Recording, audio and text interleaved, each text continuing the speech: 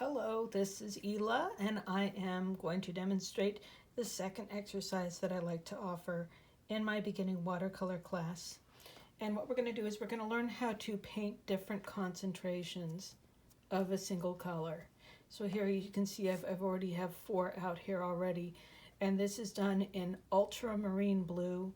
This is a color that is available in most good quality watercolor sets like the Cotman set, but also, other, the White Nights set or the Van Gogh set or any of the more expensive sets will have this shade of blue. Originally came from lapis lazuli, but not anymore. Now they have a synthetic form that they produce, which is much cheaper, as you can imagine, and actually works better than the lapis. You can actually buy lapis lazuli watercolor, and it's very expensive, and it doesn't work very well. So it's kind of, just because it sounds exciting doesn't mean that it's actually going to work better. So what I'm going to do this time is I'm going to use a color known as Payne's Gray, P-A-Y-N-E''S. And it's actually a mixture of blue and brown. And you could make your own version of this, but it is very common. And I like the Winsor & Newton and Cotman version of it. Theirs is kind of on the bluish side. I find that other companies, it can vary a little bit. It can be a little bit more bluish or a little bit more closer to black if you get it from Sennelier. But you can see I've got some little swatches down here of seeing what that color's like before I applied it. So I'm just going to see how dark is this. That's pretty dark. Maybe even get it a little bit darker. Once again, as before in my last video, I want to see the texture of the paper. One of the other reasons why you want to make sure you see the texture of the paper is, let's say I make a bunch of diluted paint here. Trying to make a color, I want a bunch of it. Let's say I was going to cover a whole page. And it still looks very, very dark. And I might think that it's a very, very dark black. So then I jump in there without testing it, and I decide to apply it very thickly so that it's a puddle. And I might think that it's the same concentration as this here on the left. Right? When you look at it just straight like this, they both look very, very dark. This might even look a little bit darker. But once this dries, you're going to have a very dark ring on the outside, and the center is going to be very pale. It's going to change. And watercolor is always lighter after it dries. But when you really get that shiny puddle, it's even more true. If I were to apply it thinner, if I was going to apply it kind of at the same texture as this over here, and I might even lift a little bit of it off, dumping the dirty color in my right, get the final shakeout on the left, wipe off or dry it off on a paper towel. Now this brush can behave like a sponge. I can lift off that extra paint, and you can see that this is actually kind of a medium gray. Not like that, much paler. And you only know that because I've applied it correctly. So you can see the texture of the paper. So I would say that this is somewhere in the middle range right here. I've got this color already mixed up. So I've already got 2 of these colors already laid out. So I'm going to put the most concentrated. This continues to get more and more concentrated as it sits there on the palette. So you can see it's almost black, but it's not a flat black. It's a bluish black. It's kind of pretty. And shadows are not flat black. Most shadows have a slightly bluish tinge to them, especially if it's a sunny day outside. Then it could be quite blue. And that's one of the ways that you can make a painting look like the scene is happening outdoors, is by making the shadows blue.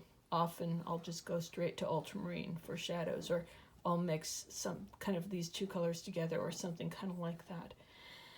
All right, so that's our darkest, most concentrated version. I'm going to rinse out my brush. Get a little extra rinse on my clean one. My clean is still about the same color as it was in the beginning of the last video. But I don't want to add any more water to this, right? I want this to stay the same concentration. So I can squeeze, I'm using my fingers to squeeze out the remaining water out. I could use a paper towel. I could wipe it off any excess water. We want this concentration to stay the same. If I was to go back and forth really wet, I would dilute this. I don't want to dilute this. And I'm going to put this in the middle. It's a nice mid-range right there. This is very wet. You can see where it's wet because it's darker. Rinse it out. Give it an extra rinse. Wipe, wipe, wipe. Dry on a paper towel or rag. Now this is a sponge. This can soak up water because I've removed a lot of water from it. I want to make sure that this is all still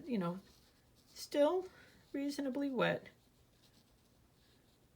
Still able to see the texture of the paper, but you can see how much lighter it is. So this is in the middle. I bet I could get something in between these two. I'm going to add just a little bit of paint. I just touched it lightly. Mix it in there. Does that look like something in the middle?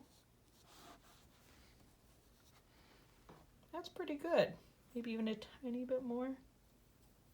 Playing with fire here. I'm going to say that's good.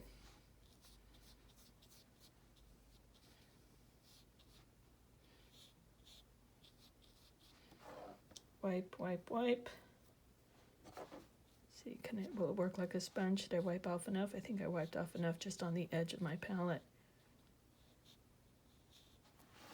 That's darker. I think that's pretty good. All right. If I wanted to play, if I did want to put more on there, you just touch it. Oh, went to the wrong one. Sometimes I do that. Oh well. Okay, I want to make a really light one over here. So now I'm just going to put clear water in this little mixing area. And then I can touch this area. See, this is already somewhat diluted. If I went straight from here to here, it would be harder to make a light color. But because this is already diluted, it's going to be easier to make a very, very pale gray. I jumped in there. I was pretty confident that this would be a good color. Now right now these look kind of close because this is almost dry and this is quite wet and there's a lot of water here, but I bet you if I rinse this out, give extra rinse, dry, dry, dry, turn it into a sponge, gently soak up any excess, this is going to be a paler gray. I'm just going to leave that alone. And when this is all dry, it's going to be 4, I can count. 1, 2, 3, 4 different colors. I'm going to soak this up. So when I let my pictures dry, I just let it sit there for a few minutes. You know, go to the bathroom, make yourself a cup of tea, work on another picture, whatever you're going to do. And after it's sat for a few minutes, then I finish it off with a hairdryer so that I can do the next layer. I usually do layers on my pictures. And you'll know it's really dry because the back of the paper will no longer be cold. The top might feel dry, but if the back is cold, then you know there's still a little bit of moisture in the paper. It needs to sit a little bit longer. So that's my demonstration on how to mix different values. Another quick note, if you find that your paint and your paper don't behave like this, it's not because you're a beginner, it's not because you're not good enough, it's because you're probably using, I'm guessing you're probably using a different brand of paper and a different brand of paint. So like I said, this is Cotman. This is a good quality brand. There's a lot of really cheap, not good quality paint brands out there. And this is Arches watercolor paper, which is a very good professional quality paper. The only two other papers that I recommend besides Arches, this is cold press, would be